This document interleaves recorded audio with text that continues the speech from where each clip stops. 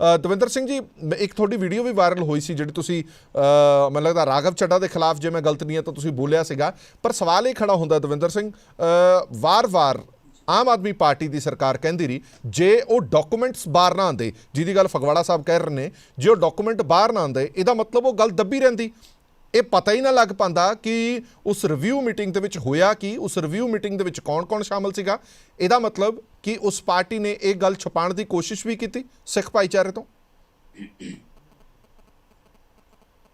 ਬਿਲਕੁਲ ਜੀ, ਬਿਲकुल। देखो हरप्रीत जी, ਅੱਜ माफ करना मेरी गल थोड़ी लंबी हो सकती है, लेकिन मैं थोड़ी जरूर तर्क के हिसाब नाल समझाउणा चाहुंदा वां, बेनती करना चाहुंदा कि देखो केंद्र सरकार नूं ना मुੱਢ कदीम तो ही साडियां एक केसरी पग्गां ते साडे लम्मे दाड़े चुभदे आए ने। ਅੱਜ ਜੋ ਕੁਝ ਵੀ ਆਪਾਂ ਕਰ ਰਹੇ ਆ ਜਾਂ ਜੋ ਕੁਝ ਸਾਡੇ ਸਿੱਖ ਭਾਈਆਂ ਨਾਲ ਇਹ ਕੇਂਦਰ ਦੀ ਸਰਕਾਰ ਕਰ ਰਹੀ ਹੈ ਨਾ, ਉਹਦੀ ਸਭ ਤੋਂ ਵੱਡੀ ਵਜ੍ਹਾ ਇਹੀ ਆ ਕਿ ਇਹਨਾਂ ਨੂੰ ਪਤਾ ਵਾ ਕਿ ਇਹ ਜ਼ੁਲਮ ਦੇ ਖਿਲਾਫ ਜਿਹੜੀ ਆਵਾਜ਼ ਚੁੱਕਣ ਵਾਲੀ ਕੌਮ ਆ। ਇਹਨਾਂ ਨੇ ਦੇਖੋ ਜਿਹੜਾ ਤੀਜਾ ਧਿਰ ਆਇਆ ਜਿਹਦੀ ਤੁਸੀਂ ਗੱਲ ਕੀਤੀ ਆ, ਇਹਨਾਂ ਨੇ ਸਭ ਤੋਂ ਪਹਿਲਾਂ ਆਣ ਕੇ ਸਾਡੀਆਂ ਪੱਗਾਂ ਤੇ ਅਟੈਕ ਕੀਤਾ ਭਾਜੀ। ਤੇ ਇਹ ਦੂਰ ਦਿਸ਼ ਨਾਲ ਸੋਚੋ, ਸਾਡੀਆਂ ਪੱਗਾਂ ਲਵਾ ਕੇ ਟੋਪੀਆਂ ਪਵਾਤੀਆਂ ਸਾਨੂੰ। ਫਿਰ ਉਸ ਤੋਂ ਬਾਅਦ ਇਹ ਗੁਰੂ ਦੀ ਬਖਸ਼ੀ ਹੋਈ ਦਾਤ ਜਿਹੜੀ ਆ, ਨਿਆਮਤ ਸਾਨੂੰ ਦਿੱਤੀ ਆ ਪ੍ਰਮਾਤਮਾ ਨੇ, ਇਹਨਾਂ ਦੇ ਉੱਪਰ ਇਹਨਾਂ ਨੇ ਝਾੜੂ ਵਾਲੇ ਆਪਣੇ ਜਿਹੜੇ ਫੀਤੀਆਂ ਵਾ ਬਣਾ ਕੇ ਸਾਨੂੰ ਸ਼ਰਮਸਾਰ ਕੀਤਾ। ਸੋ ਇਹ ਗੁੱਝੀਆਂ ਚਾਲਾਂ ਇਹਨਾਂ ਦੀਆਂ ਸਾਡੀ ਜਨਤਾ ਭੋਲੀ ਹੈ, ਸਮਝ ਨਹੀਂ ਰਹੀ। ਪਰ ਹੌਲੀ ਹੌਲੀ ਮੈਂ ਕਹਿੰਦਾ ਜਨਤਾ ਦੇ ਇਸੇ 2022 ਦੇ ਵਿੱਚ ਹੀ ਜਨਤਾ ਨੇ ਨਾ ਇਹਨਾਂ ਨੂੰ ਸ਼ੀਸ਼ਾ ਵਿਖਾ ਦੇਣਾ ਵਾ ਕਿ ਜਿੰਨਾ ਦੀ ਇਹਨਾਂ ਦੀ ਔਕਾਤ ਆ। ਨੰਬਰ 3, ਹੁਣ ਸਾਡੀ ਕੌਮ ਸ਼ੇਰਾਂ ਦੀ ਕੌਮ ਮੰਨੀ ਜਾਂਦੀ ਆ। ਇੰਨਾ ਕੁ ਜ਼ਿਆਦਾ ਸਾਡੇ NRIਆਂ ਦੇ ਫੰਡ ਖਾ ਕੇ, ਸਾਡੇ ਪੰਜਾਬੀਆਂ ਦੇ ਪੈਸਾ ਖਾ ਕੇ ਅੱਜ ਉਹਨਾਂ ਨੂੰ ਅੱਖਾਂ ਵਿਖਾ ਰਹੇ ਨੇ। ਸੋ ਇਹ ਇਹਨਾਂ ਦੀ ਬੀ ਪਾਰਟੀ ਆ, ਇਹ ਕੇਂਦਰ ਦੀ ਬੀ ਪਾਰਟੀ ਆ। ਇਹ ਸਾਡੇ ਪੰਜਾਬੀ ਭਰਾ ਜਿਹੜੇ ਸਮਝ ਆਣ, ਬਾਕੀ ਜੋ ਕੁਝ ਵੀ ਇਹ ਕਰ ਰਹੇ ਆ ਨਾ, ਇਹ ਬਹੁਤ ਸਰਾਸਰ ਗਲਤ ਕਰ ਰਹੇ ਨੇ। ਚਲੋ ਆਪਾਂ ਮੁੱਦੇ ਤੇ ਆਈਏ, ਮੇਰੇ ਖਿਆਲ ਦੇ ਨਾਲ ਦਵਿੰਦਰ ਸਿੰਘ ਜ਼ਿਆਦਾਤਰ ਹੁੰਦਾ ਵੀ ਸਿੱਖਾਂ ਨਾਲ ਹੀ ਆ। ਮੁੱਦੇ ਤੇ ਆਈਏ, ਜਿੰਨਾ ਵੀ ਜੇਲ੍ਹਾਂ ਦੇ ਵਿੱਚ ਜੇ ਸਿੱਖ ਚਿਹਰੇ ਆ ਉਹਨਾਂ ਦੀਆਂ ਸਜ਼ਾਵਾਂ ਭਾਵੇਂ ਪੂਰੀਆਂ ਵੀ ਹੋ ਜਾਣ, ਮੈਨੂੰ ਨਹੀਂ ਲੱਗਦਾ ਕਿ ਦਵਿੰਦਰਪਾਲ ਤੋਂ ਇਹਨਾਂ ਨੂੰ ਖਤਰਾ ਵਾ ਕੋਈ, ਲੇਕਿਨ ਇਹਨਾਂ ਨੂੰ ਸਿੱਖੀ ਸਰੂਪ ਤੋਂ ਖਤਰਾ ਜ਼ਰੂਰ ਹੈ। ਜੀ ਦਵਿੰਦਰਪਾਲ ਭੁੱਲਰ ਵਰਗਿਆਂ ਤੋਂ ਇਹਨਾਂ ਨੂੰ ਖਤਰਾ ਨਹੀਂ, ਇਹ ਤਾਂ ਸਿਰਫ ਇੱਕ ਨਾਂ ਬਣਾ ਕੇ, ਇਸ਼ੂ ਬਣਾ ਕੇ ਸਾਨੂੰ ਜਿਹੜਾ ਵਾ ਇਹ ਟੌਰਚਰ ਕਰ ਰਹੇ ਆ। ਅਸਲ ਦੇ ਵਿੱਚ ਬੇਸਿਕਲੀ ਖਤਰਾ ਇਹਨਾਂ ਨੂੰ ਸਿੱਖੀ ਸਰੂਪ ਤੋਂ ਆ। ਚਲੋ ਠੀਕ ਹੈ, ਮੈਂ ਇੱਕ ਮਿੰਟ ਵਾਪਸ ਆਣਾ ਤੁਹਾਡੇ ਕੋਲ, ਇੱਕ ਰਿਪਲਾਈ ਪੀਰ ਮੁਹੰਮਦ ਸਾਹਿਬ ਤੋਂ ਲੈ ਲਵਾਂ, ਫਿਰ ਵਾਪਸ ਆਣਾ। ਪੀਰ ਮੁਹੰਮਦ ਸਾਹਿਬ, ਇਹ ਜਿਹੜੀ ਲੜਾਈ ਹੈਗੀ ਹੈ ਇਹ ਦੋ ਪਾਸੜ ਲੜਾਈ ਹੈਗੀ ਹੈ। ਇੱਕ ਸਿਆਸਤ ਪੱਖੋਂ ਦੂਜੀਆਂ ਪੋਲੀਟੀਕਲ ਪਾਰਟੀਆਂ ਇੱਦਾਂ ਦੇ ਐਲੀਗੇਸ਼ਨ ਲਾਉਂਦੀਆਂ ਰਹਿੰਦੀਆਂ ਨੇ, ਉਹ ਐਲੀਗੇਸ਼ਨਸ ਜ਼ਿਆਦਾ ਉਹਨਾਂ ਦੀ ਪ੍ਰੋੜਤਾ ਨਹੀਂ ਹੁੰਦੀ, ਐਲੀਗੇਸ਼ਨ ਦੇ ਤੌਰ ਤੇ ਦੇਖਿਆ ਜਾਂਦਾ। ਪਰ ਜਦੋਂ ਬਤੌਰ ਸਬੂਤ ਇਹ ਗੱਲਾਂ ਸਾਹਮਣੇ ਲਿਆਂਦੀਆਂ ਜਾਣ, ਜਿਵੇਂ ਫਗਵਾੜਾ ਹੋਰਾਂ ਨੇ ਦੱਸਿਆ ਕਿ ਆਹ ਸਬੂਤ ਹੈ, 2014 ਦੇ ਵਿੱਚ ਤੁਸੀਂ ਕਿਸੇ ਸ਼ਖਸ ਦੇ ਲਈ ਕੁਝ ਹੋਰ ਕਹਿੰਦੇ ਹੋ, 2019-20 ਦੇ ਵਿੱਚ ਜਿਹੜੀ ਚਿੱਠੀ ਹੁਣ ਵਾਇਰਲ ਹੋਈ ਹੈ ਉਹਦੇ ਵਿੱਚ ਤੁਸੀਂ ਕੁਝ ਹੋਰ ਕਹਿੰਦੇ ਹੋ। ਇਹਦਾ ਮਤਲਬ ਸਮੇਂ ਮੁਤਾਬਕ ਤੁਹਾਡੇ ਲੌਜਿਕ, ਤੁਹਾਡਾ ਦੁੱਖ, ਤੁਹਾਡੀ ਹਮਦਰਦੀ, ਤੁਹਾਡੇ ਦਰਦ ਬਦਲ ਜਾਂਦੇ ਨੇ। ਫਿਰ ਇਹ ਸਿਆਸਤ ਨਹੀਂ ਤਾਂ ਹੋਰ ਕੀ ਹੈ? ਦੇਖੋ, ਸਭ ਤੋਂ ਪਹਿਲੀ ਗੱਲ ਤਾਂ ਇਹ ਸਮਝਣ ਦੀ ਲੋੜ ਹੈ ਕਿ ਮਾਨਸਿਕਤਾ ਕਿਹੜੀ ਕੰਮ ਕਰਦੀ ਹੈ। ਦੇਖੋ, ਇਹ ਜਿਹੜੇ ਸਾਡੇ ਨੌਜਵਾਨ ਨੇ, ਪ੍ਰੋਫੈਸਰ ਦਵਿੰਦਰਪਾਲ ਸਿੰਘ ਭੁੱਲਰ, ਭਾਈ ਜਗਤਾਰ ਸਿੰਘ ਹਵਾਰਾ, ਭਾਈ ਬਲਵੰਤ ਸਿੰਘ ਰਾਜੋਆਣਾ, ਤੇ ਜਿੰਨੇ ਸਿੰਘਾਂ ਦੇ ਨਾਮ ਐਡਵੋਕੇਟ ਜਸਪਾਲ ਸਿੰਘ ਮੰਝਪੁਰ ਸਾਹਿਬ ਨੇ ਲਏ ਨੇ, ਇਹ ਸਾਰੇ ਜੋ ਇੰਡੀਆ ਦਾ ਕਾਨੂੰਨ ਨੇ ਜਿਹੜੀਆਂ ਸਜ਼ਾਵਾਂ ਦਿੱਤੀਆਂ, ਉਹ ਸਜ਼ਾਵਾਂ ਪੂਰੀਆਂ ਕਰਕੇ ਤੇ ਉਸ ਤੋਂ ਵੱਧ ਸਮੇਂ ਤੋਂ ਇਹ ਜੇਲ੍ਹ ਦੇ ਵਿੱਚ ਬੰਦ ਨੇ। ਪਿਛਲੇ ਸਮੇਂ ਦੇ ਵਿੱਚ ਤੁਸੀਂ ਦੇਖਿਆ ਭਾਈ ਗੁਰਬਖਸ਼ ਸਿੰਘ ਜੀ ਨੇ ਆਪਣੀ ਜਾਨ ਦੀ ਆਹੂਤੀ ਵੀ ਦੇ ਦਿੱਤੀ। ਬਾਪੂ ਸੂਰ ਸਿੰਘ ਅੱਜ ਵੀ ਬਿਰਧ ਅਵਸਥਾ ਦੇ ਵਿੱਚ।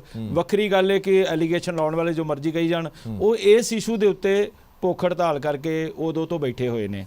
ਇਸ ਸੰਬੰਧ ਦੇ ਵਿੱਚ ਮੈਂ ਇਸ ਕੇਸ ਨੂੰ ਬੜੇ ਨੇੜਿਓਂ ਸਮਝਣ ਦੀ ਕੋਸ਼ਿਸ਼ ਕੀਤੀ ਔਰ ਇਹਦੇ ਵਿੱਚ ਜਿੰਨੀ ਕੁ ਮੈਂ ਪੈਰਵਾਈ ਕਰ ਸਕਦਾ ਸੀ ਉਹ ਤਨਦੇਹੀ ਦੇ ਨਾਲ ਕੀਤੀ। ਇਸ ਗੱਲ ਦੀ ਗਵਾਹੀ ਭਰਨਗੇ ਆਪਣੇ ਐਡਵੋਕੇਟ ਜਸਪਾਲ ਸਿੰਘ ਮੰਝਪੁਰ।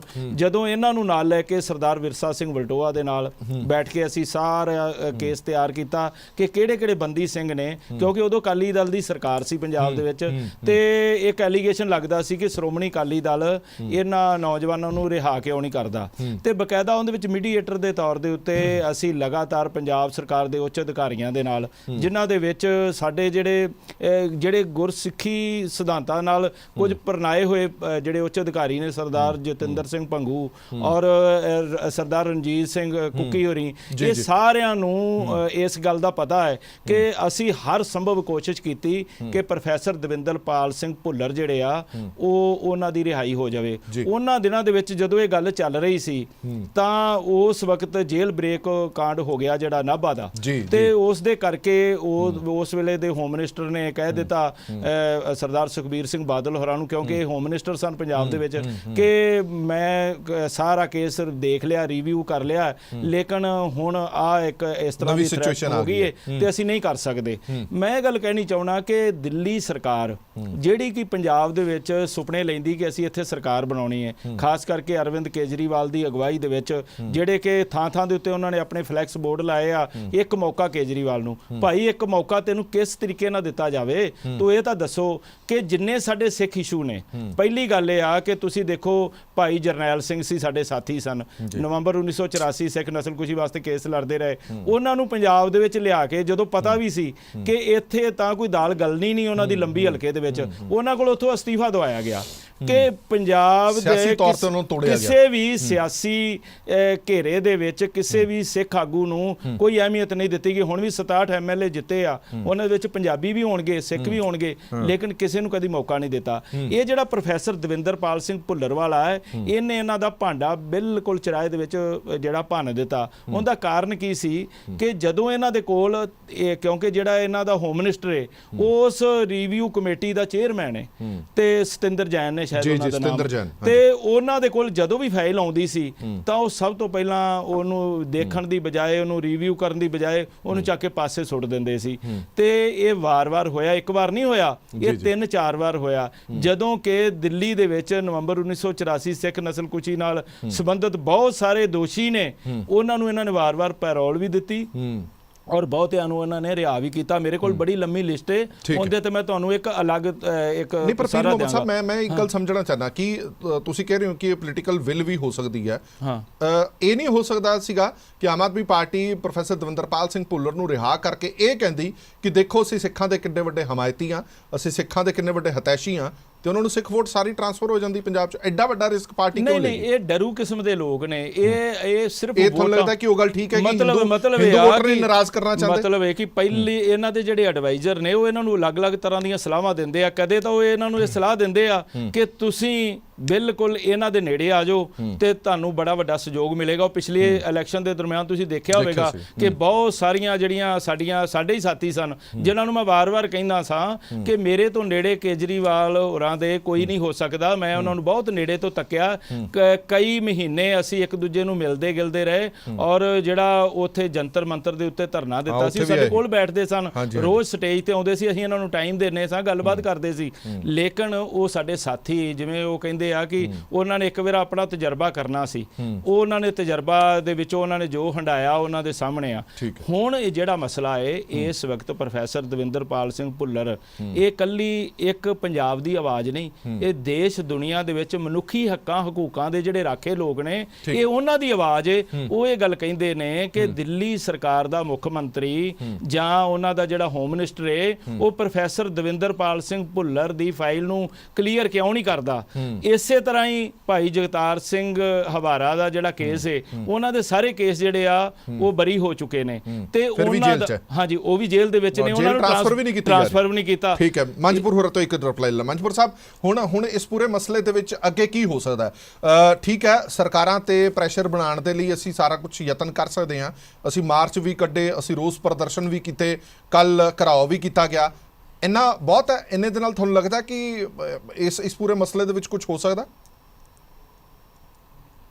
ਦੇਖੋ, ਇਹ ਤਾਂ ਹਰੇਕ ਤਰ੍ਹਾਂ ਦੀ, ਜਿਸ ਤਰ੍ਹਾਂ ਦੀ ਜਥੇਬੰਦੀ ਹੈਗੀ ਉਹਨੇ ਉਸ ਹਿਸਾਬ ਦਾ ਪ੍ਰੋਗਰਾਮ ਦੇਣਾ ਹੈ। ਦੂਸਰੀ ਗੱਲ ਹੈਗੀ ਆ ਜਿਹੜੀ ਭੁੱਲਰ ਸਾਹਿਬ ਦੇ ਸੰਬੰਧ ਵਿੱਚ ਅੱਗੇ ਕੀ ਹੋ ਸਕਦਾ, ਉਹਦੇ 'ਚ ਦੇਖੋ ਇੱਕ ਪੋਲੀਟੀਕਲ ਡਿਸੀਜਨ ਹੈਗਾ, ਉਹਦੇ ਵਾਸਤੇ ਹਰ ਤਰ੍ਹਾਂ ਦੀਆਂ ਜਥੇਬੰਦੀਆਂ ਪੋਲੀਟੀਕਲ ਡਿਸੀਜਨ ਕਿਹਦਾ ਪੋਲੀਟੀਕਲ ਡਿਸੀਜਨ ਹੈ? ਇਹ ਪੋਲੀਟੀਕਲ ਡਿਸੀਜਨ ਕੇਂਦਰ ਸਰਕਾਰ ਦਾ ਜਾਂ ਆਮ ਆਦਮੀ ਪਾਰਟੀ ਸਰਕਾਰ ਦਾ? ਦੇਖੋ, ਕੇਂਦਰ ਸਰਕਾਰ ਵੀ ਆਰਟੀਕਲ 72 ਦੇ ਥੱਲੇ ਕਿਸੇ ਵੀ ਇੰਡੀਆ ਦੇ ਬੰਦੀ ਨੂੰ ਛੱਡ ਸਕਦੀ ਆ ਜੇ ਉਹਨਾਂ ਨੇ ਨੋਟੀਫਿਕੇਸ਼ਨ ਕਰਕੇ ਸਟੇਟਾਂ ਦੇ ਮੋਢਿਆਂ ਤੇ ਸਿੱਟਿਆ, ਤੇ ਜਾਂ ਤਾਂ ਸਟੇਟਾਂ ਦੇ ਉਹ ਮੁਖੀ ਦਿੱਲੀ ਸਰਕਾਰ ਦੇ ਕੈਦੀ ਆ ਭੁੱਲਰ ਸਾਹਿਬ, ਉਹ ਫੈਸਲਾ ਲੈਣ। ਜੇ ਉਹਨਾਂ ਨੂੰ ਲੱਗਦਾ ਕਿ ਕੇਜਰੀਵਾਲ ਨਹੀਂ ਲੈ ਸਕਦੇ ਤੇ ਕੇਜਰੀਵਾਲ ਸਰਕਾਰ ਨੂੰ ਬਾਈਪਾਸ ਕਰਕੇ ਮੁੜ ਕੇਂਦਰ ਸਰਕਾਰ ਜਿਹੜੀ ਆ ਆਰਟੀਕਲ 72 ਦੇ ਤਹਿਤ ਵੀ ਭੁੱਲਰ ਸਾਹਿਬ ਨੂੰ ਰਿਹਾ ਕਰ ਸਕਦੀ ਹੈਗੀ ਆ। ਸੋ ਇਹਦੇ ਉੱਤੇ ਸਿਆਸਤ ਖੇਡਣ ਵਾਲੀਆਂ ਜਾਂ ਵੋਟ ਰਾਜਨੀਤੀ ਵਾਲੀਆਂ ਭਾਵੇਂ ਉਹ ਬਾਦਲ ਦਲ ਸੀ ਪਹਿਲਾਂ, ਭਾਵੇਂ ਕਾਂਗਰਸ ਸੀ, ਭਾਵੇਂ ਕੇਜਰੀਵਾਲ ਆ, ਸਾਰਿਆਂ ਦੀ ਮਿਲੀ ਭੁਗਤ ਤੇ ਇਹਨਾਂ ਸਾਰਿਆਂ ਦਾ ਯੋਗਦਾਨ ਹੈਗਾ। ਹੁਣ ਜਿਹੜੀ ਮੌਕੇ ਦੀ ਸਰਕਾਰ ਆ, ਉਹਨਾਂ ਨੇ ਭੁੱਲਰ ਸਾਹਿਬ ਦੇ ਰਿਕਾਰਡ ਸਾਰੇ ਸਹੀ ਕੀਤੇ। ਸੋ ਜਿਹੜੇ ਬੈਂਕ ਮਰਡਰ ਕੇਸ ਵਾਲੇ ਹੈਗੇ, ਉਹਨਾਂ ਨੂੰ ਜਦੋਂ ਕੋਲ ਦਿੱਤੀ ਉਦੋਂ ਉਹਨਾਂ ਦੀਆਂ ਰਿਪੋਰਟਾਂ ਸਹੀ ਕੀਤੀਆਂ ਗਈਆਂ, ਬਾਅਦ ਦੇ ਵਿੱਚ ਉਹਨਾਂ ਦੀਆਂ ਰਿਪੋਰਟਾਂ ਗਲਤ ਕਰਤੀਆਂ ਗਈਆਂ। ਸੋ ਇਹ ਸਾਰੀਆਂ ਸਿਆਸੀ ਪਾਰਟੀਆਂ ਇਸ ਹਮਾਮ ਦੇ ਵਿੱਚ ਲੰਗੀਆਂ ਹੈਗੀਆਂ। ਸੁਖਦੇਵ ਸਿੰਘ, ਕੱਲ ਤੁਸੀਂ ਪ੍ਰੈਸ ਕਾਨਫਰੰਸ ਕਰਕੇ ਕਿਹਾ ਕਿ ਅਸੀਂ ਰੋਸ ਮੁਜ਼ਾਹਰੇ ਕਰਾਂਗੇ, ਪ੍ਰਦਰਸ਼ਨ ਕਰਾਂਗੇ, ਔਰ ਖਾਸ ਤੌਰ ਤੇ ਤੁਸੀਂ ਆਮ ਆਦਮੀ ਪਾਰਟੀ ਦੇ ਉਮੀਦਵਾਰਾਂ ਦਾ ਘਿਰਾਓ ਕਰਨ ਦੀ ਵੀ ਗੱਲ ਕੀਤੀ ਹੈ। ਪਰ ਸਵਾਲ ਤਾਂ ਇਹ ਖੜਾ ਹੁੰਦਾ ਹੈ ਕਿ ਕੀ ਉਹਨਾਂ ਉਮੀਦਵਾਰਾਂ ਦੇ ਕੋਲ ਇੰਨੀ ਪਾਵਰ ਹੈਗੀ ਹੈ ਕਿ ਉਹ ਆਪਣੀ ਪਾਰਟੀ ਤੇ ਜਾਂ ਪਾਰਟੀ ਸੁਪਰੀਮੋ ਤੇ ਦਬਾਅ ਬਣਾ ਸਕਣ? ਇਹਨਾਂ ਗੱਲਾਂ ਦਾ ਕੋਈ ਫਾਇਦਾ ਤੁਹਾਨੂੰ ਲੱਗਦਾ ਕਿ ਹੋਊਗਾ? ਦੇਖੋ, ਜਦੋਂ ਗੱਲ ਜਿੱਤ ਹਾਰ ਤੇ ਆ ਜਾਊਗੀ, ਜਦੋਂ ਉਮੀਦਵਾਰ ਜਿੱਤਣ ਤੋਂ ਬਾਅਦ ਕੋਈ ਨਾ ਬੋਲੇ, ਜਿਵੇਂ ਕਾਂਗਰਸ ਦੇ ਵਿੱਚ ਜਦੋਂ ਅਸੀਂ 2018 ਦੇ ਵਿੱਚ ਬਰਗਾੜੀ ਦੇ ਇਨਸਾਫ ਲਈ ਮੰਤਰੀਆਂ ਦੇ ਘਰਾਂ ਦੇ ਬਾਹਰ ਧਰਨੇ ਲਾਏ ਤੇ ਉਹ ਆਪਣੇ ਆਪ ਨੂੰ ਲਾਚਾਰ ਸਾਬਤ ਕਰ ਦਿੰਦੇ ਸੀ ਵੀ ਜੀ ਸਾਡੀ ਤਾਂ ਉੱਪਰ ਕੋਈ ਸੁਣਦਾ ਨਹੀਂ, ਸਾਡੀ ਸੀਐਮ ਨਹੀਂ ਸੁਣਦਾ, ਅਸੀਂ ਤਾਂ ਬਹੁਤ ਰੌਲਾ ਪਾਉਂਦੇ ਆ। ਤੇ ਇਹ ਮੈਨੂੰ ਲੱਗਦਾ ਵੀ ਜਿੱਤਣ ਤੋਂ ਬਾਅਦ ਇਹਨਾਂ ਦੇ ਆਮ ਆਦਮੀ ਪਾਰਟੀ ਦੇ ਸਾਰੇ ਐਮਐਲਏ, ਕਿਉਂਕਿ ਇਹਨਾਂ ਦਾ ਇੱਕ ਅਸੂਲ ਆ ਵੀ ਟਿਕਟ ਦੇਣ ਤੋਂ ਪਹਿਲਾਂ ਰੀੜ ਦੀ ਹੱਡੀ ਕੱਢ ਲੈਂਦੇ ਆ ਤੇ ਜ਼ੁਬਾਨ ਖੋਲ ਲੈਂਦੇ ਆ। ਸੋ ਇਸ ਸ਼ਰਤ ਦੇ ਉੱਤੇ ਟਿਕਟਾਂ ਦਿੱਤੀਆਂ ਗਈਆਂ, ਇਹਨਾਂ ਨੇ ਬਾਅਦ ਚੋਂ ਕੁਝ ਨਹੀਂ ਬੋਲਣਾ। ਅੱਜ ਇਹ ਸਿਰਫ ਇਸ ਕਰਕੇ ਬੋਲ ਸਕਦੇ ਆ ਜੇ ਇਹਨਾਂ ਨੂੰ ਆਪਣੀ ਇਸ ਵਿਰੋਧ ਦੇ ਵਿੱਚੋਂ ਹਾਰ ਨਜ਼ਰ ਆਉਂਦੀ ਹੋਈ, ਫਿਰ ਉਹ ਜਾ ਕੇ ਆਪਣੇ ਸੁਪਰੀਮੋ ਦੇ ਉੱਤੇ ਪ੍ਰੈਸ਼ਰ ਬਣਾ ਸਕਦੇ ਆ ਕਿ ਤੁਸੀਂ ਇਲੈਕਸ਼ਨ ਤੋਂ ਪਹਿਲਾਂ ਇਹਦਾ ਕੋਈ ਡਿਸੀਜਨ ਦਿਓ। ਔਰ ਇਸ ਦੇ ਨਾਲ ਅਸੀਂ 27 ਜਨਵਰੀ ਨੂੰ ਜਿਹੜੇ ਇੱਕੋ ਇੱਕ ਮਿਨਿਸਟਰ ਨੇ ਬੀਜੇਪੀ ਦੇ, ਜਿਵੇਂ ਮਨਪੁਰ ਸਾਹਿਬ ਨੇ ਵੀ ਕਿਹਾ ਵੀ ਇਹ ਅਧਿਕਾਰ ਕੱਲੇ ਕੇਜਰੀਵਾਲ ਕੋਲ ਨਹੀਂ ਹੈ, ਸੈਂਟਰ ਗਵਰਨਮੈਂਟ ਚਾਹਵੇ ਤੇ ਉਹ ਇਹਨਾਂ ਦੀ ਬਿਨਾਂ ਅਪਰੂਵਲ ਤੋਂ ਵੀ ਭਾਈ ਭੁੱਲਰ ਦੀ ਰਿਹਾਈ ਕਰ ਸਕਦੀ ਹੈ। ਸੋ ਇਹਦੇ ਲਈ ਦੋਵਾਂ ਕੇਂਦਰ ਸਰਕਾਰ ਦਾ ਤੇ ਦਿੱਲੀ ਦੀ ਆਪ ਗਵਰਨਮੈਂਟ ਦਾ ਵਿਰੋਧ ਦਾ ਅਸੀਂ ਐਲਾਨ ਕੀਤਾ ਹੈ। ਔਰ 27 ਤਰੀਕ ਨੂੰ ਜਿਹੜੇ ਇੱਥੋਂ ਇੱਕੋ ਹੀ ਮੰਤਰੀ ਨੇ ਪੰਜਾਬ ਦੇ ਵਿੱਚੋਂ, ਸੋਮ ਪ੍ਰਕਾਸ਼ ਜੀ ਕੇਂਦਰੀ ਮੰਤਰੀ ਨੇ, ਉਹਨਾਂ ਦੇ ਕੋਠੀ ਦਾ ਘਿਰਾਓ ਜਿਹੜਾ 27 ਜਨਵਰੀ ਨੂੰ ਕੀਤਾ ਜਾਣਾ। ਉਸ ਤੋਂ ਬਾਅਦ ਅਸੀਂ ਖੁੱਲਾ ਸੱਦਾ ਜਿਹੜਾ ਆਮ ਆਦਮੀ ਪਾਰਟੀ ਦੇ ਸਾਰੇ ਉਮੀਦਵਾਰਾਂ ਦੇ ਵਿਰੋਧ ਦਾ ਪੰਜਾਬ ਵਿੱਚ ਦੇਣਾ। ਆਲਰੇਡੀ ਇਹਦੇ ਲਈ ਕਾਲਸ ਜਾ ਚੁੱਕੀਆਂ ਹੋਈਆਂ। 26 ਤਰੀਕ ਦਾ ਜਿਹੜਾ ਉਹਨਾਂ ਨੂੰ ਅਲਟੀਮੇਟਮ ਵੀ ਕੇਜਰੀਵਾਲ ਸਰਕਾਰ ਨੂੰ ਦਿੱਤਾ ਜਾ ਚੁੱਕਾ ਹੈ। ਪਰ ਗੱਲ ਜਿਹੜੀ ਇਹ ਹੈਗੀ ਆ ਕਿ ਜਦੋਂ ਅਸੀਂ ਕਿਸੇ ਕੋਲ ਕੋਈ ਖਰਾਤ ਨਹੀਂ ਮੰਗ ਰਹੇ, ਅਸੀਂ ਇਲੈਕਸ਼ਨ ਦੇ ਦਬਾਅ ਦੇ ਵਿੱਚੋਂ ਕੋਈ ਇਹ ਪ੍ਰੈਸ਼ਰ ਲੈ ਕੇ ਕੋਈ ਮੰਗ ਨਹੀਂ ਮਨਾਉਣਾ ਚਾਹੁੰਦੇ।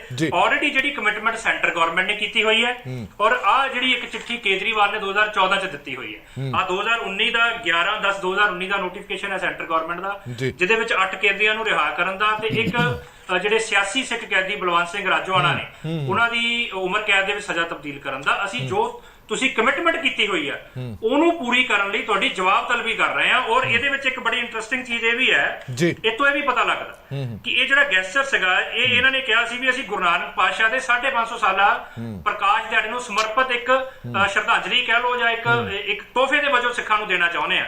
ਤੇ ਆਹ ਇਹ ਗੁਰੂ ਨਾਨਕ ਸਾਹਿਬ ਦਾ ਸਨਮਾਨ ਕਰਦੇ ਨੇ ਕਿ ਆਪਣੇ ਉਹਨਾਂ ਦੇ ਪ੍ਰਕਾਸ਼ ਦਿਹਾੜੇ ਤੇ ਕੀਤੇ ਹੋਏ ਸਨਮਾਨ ਨੂੰ ਇਹ 3 ਸਾਲਾਂ ਚ ਲਾਗੂ ਨਹੀਂ ਕਰਾ ਪਾਈ ਸੈਂਟਰ ਗਵਰਨਮੈਂਟ, ਜਿਹੜੀ ਕਿ ਸਾਰਾ ਕੁਝ ਉਹਨਾਂ ਦੇ ਅਧਿਕਾਰ ਖੇਤਰ ਚ ਹੈ। 2 ਮਹੀਨੇ ਹੋ ਚੁੱਕੇ ਆ 9 ਦਸੰਬਰ 2021 ਨੂੰ ਸੁਪਰੀਮ ਕੋਰਟ ਦੀ ਰਿਟ ਖਾਰਜ ਹੋਏ ਨੂੰ। ਉਸ ਤੋਂ ਬਾਅਦ ਸੈਂਟਰ ਗਵਰਨਮੈਂਟ ਨੇ ਕਿ ਇੱਕ ਵੀ ਕਦਮ ਆਪਣੀ ਕੀਤੀ ਹੋਈ ਇਸ ਕਮਿਟਮੈਂਟ ਨੂੰ ਪੂਰਾ ਕਰਨ ਲਈ ਪੱਟਿਆ ਤੇ ਦੱਸੇ। ਇਹਦੇ ਵਿੱਚੋਂ ਕੁਝ ਕੈਦੀ ਜਿਹੜੇ ਸਟੇਟ ਗਵਰਨਮੈਂਟ ਦੀ ਇਨਵੋਲਵਮੈਂਟ ਕਰਕੇ ਭਾਈ ਲਾਲ ਸਿੰਘ ਵਰਗੇ ਉਹ ਰਿਹਾ ਹੋ ਚੁੱਕੇ ਨੇ, ਪਰ ਜਿਹੜੀ ਇਹ ਕਮਿਟਮੈਂਟ ਆ ਇਹ ਕਦੋਂ ਪੂਰੀ ਹੋਗੀ? ਔਰ ਇਹਦੇ ਉੱਤੇ ਜਵਾਬ ਸਾਨੂੰ ਦੱਸੋ ਵੀ ਤੁਹਾਡਾ ਅਰਵਿੰਦ ਕੇਜਰੀਵਾਲ ਜੀ 2014 ਦਾ ਸਟੈਂਡ ਤੇ ਆ 2020 ਦਾ ਤੁਹਾਡੀ ਸਰਕਾਰ ਦੇ ਸਟੈਂਡ ਦੇ ਵਿੱਚ ਇੰਨਾ ਫਰਕ ਕਿਉਂ ਹੈ? ਬਿਲਕੁਲ ਠੀਕ ਹੈ। ਇੱਕ ਬੰਦੇ ਨੂੰ ਤੁਸੀਂ ਇਨਸਾਨੀਅਤ ਨਾਤੇ ਲਿਖ ਰਹੇ ਹੋ ਕਿ ਅਸੀਂ ਪੂਰੀ ਤਰ੍ਹਾਂ ਦੀ ਹਮਦਰਦੀ ਜਤਾਉਂਦੇ ਹਾਂ, ਇੱਕ ਪਾਸੇ ਤੁਸੀਂ ਇਹਨੂੰ ਹੀਨੀਅਸ ਕ੍ਰਿਮੀਨਲ ਸਾਬਤ ਕਰਨ ਤੇ ਲੱਗੇ ਹੋਏ ਹੋ। ਤੇ ਇਹਦੇ ਵਿੱਚ ਇੱਕ ਹੋਰ ਬੜਾ ਵੱਡਾ ਵਹਿਮ ਹੈ ਵੀ ਸਭ ਨੂੰ ਇਹ ਲੱਗਦਾ ਵੀ ਸ਼ਾਇਦ ਭਾਈ ਦਵਿੰਦਰਪਾਲ ਸਿੰਘ ਭੁੱਲਰ ਦੀ ਜਾਂ ਬੰਦੀ ਸਿੰਘਾਂ ਦੇ ਹੱਕ 'ਚ ਸਟੈਂਡ ਲੈਣ ਨਾਲ ਕੋਈ ਹਿੰਦੂ ਵੋਟ ਟੁੱਟਦੀ ਹੈ। ਇਹ ਬੜਾ ਵੱਡਾ ਵਹਿਮ ਹੈ ਸਾਰੀਆਂ ਪੋਲੀਟੀਕਲ ਪਾਰਟੀਆਂ ਨੂੰ। ਅਸਲ 'ਚ ਇਹਨਾਂ ਨੂੰ ਡਰ ਹੈ ਕਿ ਜੇ ਬੰਦੀ ਸਿੰਘ ਬਾਹਰ ਆਉਂਦੇ ਨੇ, ਇਹਨਾਂ ਦੇ ਆਲੇ ਦੁਆਲੇ ਕੋਈ ਆਲਟਰਨੇਟਿਵ ਲੀਡਰਸ਼ਿਪ ਖੜੀ ਨਾ ਹੋ ਜਾਏ, ਲੋਕ ਇਹਨਾਂ ਦੇ ਮਗਰ ਲੱਗ ਕੇ ਇਹਨਾਂ ਨੂੰ ਲੀਡਰ ਨਾ ਬਣਾ ਲੈਣ। ਇੱਕ ਗੱਲ ਸੁਖਦੇਵ ਸਿੰਘ ਇੱਕ ਸਵਾਲ ਦਾ ਜਵਾਬ ਹੋਰ ਦਿਓ। ਤੁਸੀਂ ਇਸ ਮਸਲੇ ਦੇ ਨਾਲ ਕਾਫੀ ਜੁੜੇ ਹੋਏ ਹੋ। ਮੇਰੀ 1 ਮਿੰਟ ਦੀ ਗੱਲ ਹੈ ਜੀ, ਸਿਰਫ ਹਾਂ ਬੋਲੋ। ਮੈਂ ਇਹ ਕਹਿ ਰਿਹਾ ਕਿ 2011 ਦੇ ਵਿੱਚ ਲੱਖਾਂ ਲੋਕਾਂ ਨੇ ਭਾਈ ਦਵਿੰਦਰਪਾਲ ਸਿੰਘ ਭੁੱਲਰ ਦੀ ਫਾਂਸੀ ਰਕਾਉਣ ਲਈ ਸਾਈਨ ਕੀਤੇ। ਕਿ ਉਹ ਲੱਖਾਂ ਲੋਕਾਂ 'ਚ ਪੰਜਾਬ ਦੇ ਹਿੰਦੂ ਤੇ ਬਾਕੀ ਵਰਗ ਨਹੀਂ ਸੀ? ਕਿ ਭਾਈ ਗੁਰਬਖਸ਼ ਸਿੰਘ ਜੀ ਦੀ ਭੁੱਖ ਹੜਤਾਲ ਦੇ ਵਿੱਚ ਕੱਲੇ ਸਿੱਖਾਂ ਨੇ ਹਾਜ਼ਰੀ ਭਰੀ ਸੀ? ਪੰਜਾਬ ਦਾ ਕਿਹੜਾ ਗਾਇਕ, ਕਿਹੜੇ ਧਰਮ ਦਾ ਆਗੂ, ਚਾਹੇ ਉਹ ਮੁਸਲਮਾਨ ਸੀ ਚਾਹੇ ਉਹ ਹਿੰਦੂ ਧਰਮ ਦੇ ਆਗੂ ਸੀ, ਡੀਜੀਪੀ ਸ਼ਸ਼ੀਕਾਂਤ ਹਿੰਦੂ ਸੀ, ਕਿ ਉਹਨਾਂ ਨੇ ਹਾਜ਼ਰੀ ਨਹੀਂ ਭਰੀ? ਔਰ ਬਰਗਾੜੀ ਮੋਰਚਾ ਜਿਹਦੀ ਪ੍ਰਾਇੋਰਟੀ ਦੀਆਂ 3 ਮੰਗਾਂ ਦੇ ਵਿੱਚੋਂ ਬੰਦੀ ਸਿੰਘਾਂ ਦੀ ਰਿਹਾਈ ਸੀ, ਮੈਨੂੰ ਦੱਸੋ ਵੀ ਪੰਜਾਬ ਦਾ ਕਿਹੜਾ ਵਰਗ ਸੀ ਜਿਹਨੇ ਬਰਗਾੜੀ ਮੋਰਚੇ ਨੂੰ ਸਪੋਰਟ ਨਹੀਂ ਕੀਤਾ, ਸਮਰਥਨ ਨਹੀਂ ਦਿੱਤਾ? ਠੀਕ ਕਿੰਨੇ ਹੈ। ਹਿੰਦੂਆਂ ਇੱਕ ਗੱਲ ਸੁਖਦੇਵ ਸਿੰਘ, ਜਿਹੜਾ ਲੌਜਿਕ ਦਾ ਜਵਾਬ ਦਿੱਤਾ ਜਾਂਦਾ ਹੈ, ਆਮ ਆਦਮੀ ਪਾਰਟੀ ਲੌਜਿਕ ਦਾ ਜਵਾਬ ਇਹ ਦਿੰਦੀ ਹੈ। ਇੱਕ ਰਿਪਲਾਈ ਉਹਨਾਂ ਦਾ ਇਹ ਵੀ ਆਇਆ ਸੀਗਾ ਕਿ ਜਿਹੜੇ ਬੋਰਡ ਦੀ ਤੁਸੀਂ ਗੱਲ ਕਰ ਰਹੇ ਹੋ, ਉਸ ਬੋਰਡ ਦੇ ਵਿੱਚ ਜ਼ਿਆਦਾਤਰ ਮੈਂਬਰ ਜਿਹੜੇ ਨੇ ਉਹ ਸੈਂਟਰ ਗਵਰਨਮੈਂਟ ਨੂੰ ਬਿਲੋਂਗ ਕਰਦੇ ਨੇ। ਉਸ ਬੋਰਡ ਦੇ ਮੈਂਬਰਾਂ ਦੇ ਉੱਤੇ ਸਾਡਾ ਕੋਈ ਅਧਿਕਾਰ ਖੇਤਰ ਜ਼ਿਆਦਾ ਹੈ ਨਹੀਂ ਹੈ, ਔਰ ਉਹਨਾਂ ਹੀ ਬੋਰਡ ਦੇ ਮੈਂਬਰਾਂ ਨੇ ਇਹ ਜਿਹੜੀ ਪਟੀਸ਼ਨ ਹੈ ਖਾਰਜ ਕੀਤੀ ਹੈ। ਉਹਦੇ ਚੇਅਰਮੈਨ ਸਤਿੰਦਰ ਜੈਨ ਜੀ ਆਮ ਆਦਮੀ ਪਾਰਟੀ ਦੇ ਐਮਐਲਏ ਨੇ, ਹੋਮ ਮਿਨਿਸਟਰ ਨੇ, ਜੇਲ੍ਹਾਂ ਉਹਨਾਂ ਦੇ ਅੰਡਰ ਆਉਂਦੀਆਂ ਨੇ। ਗੱਲ ਇਹ ਹੈ ਵੀ ਇਹਦੇ ਵਿੱਚ ਜਿਹੜਾ ਲਫ਼ਜ਼ ਲਿਖਿਆ ਨਾ ਜੀ, ਇਹ ਤਾਂ ਇੱਥੋਂ ਹੁਣ ਭੱਜ ਹੀ ਨਹੀਂ ਸਕਦੇ।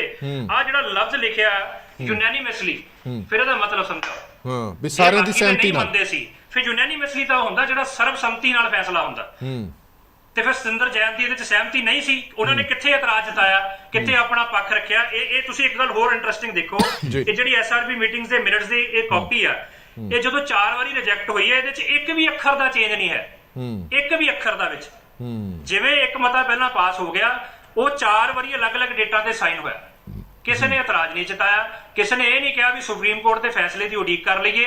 ਇਹਦਾ ਮਤਲਬ ਜਿਵੇਂ ਤੁਸੀਂ ਮਨ ਬਣਾ ਕੇ ਬੈਠੇ ਹੁੰਦੇ ਹੋ। ਮੈਨੂੰ ਤਾਂ ਇਹ ਲੱਗਦਾ ਵੀ ਸ਼ਾਇਦ ਕਿਉਂਕਿ ਇਹ ਸਾਰੇ ਪੇਜ ਇੱਕੋ ਜਿਹੇ ਨੇ, ਇਹਦੇ ਵਿੱਚ ਇੱਕ ਵੀ ਚੀਜ਼ ਐਡ ਨਹੀਂ ਹੈ। ਹੋ ਸਕਦਾ ਇਸ ਵਿਸ਼ੇ ਉੱਤੇ 1 ਮਿੰਟ ਵੀ ਡਿਬੇਟ ਵੀ ਨਾ ਹੋਈ ਹੋਵੇ, ਕੋਈ ਡਿਸਕਸ਼ਨ ਵੀ ਨਾ ਹੋਈ ਹੋਵੇ। ਯੂਨੈਨਿਮਸਲੀ ਜਿਵੇਂ ਇੱਕ ਬਣਿਆ ਬਣਾਇਆ ਪਰਚਾ ਲਿਆ ਕੇ ਰੱਖਤਾ ਵੀ ਰਿਜੈਕਟ ਹੈ, ਘਰੋਂ ਤਿਆਰ ਹੋ ਕੇ ਆਏ ਸੀ, ਸਾਈਨ ਕਰਕੇ ਚਲੇ ਗਏ।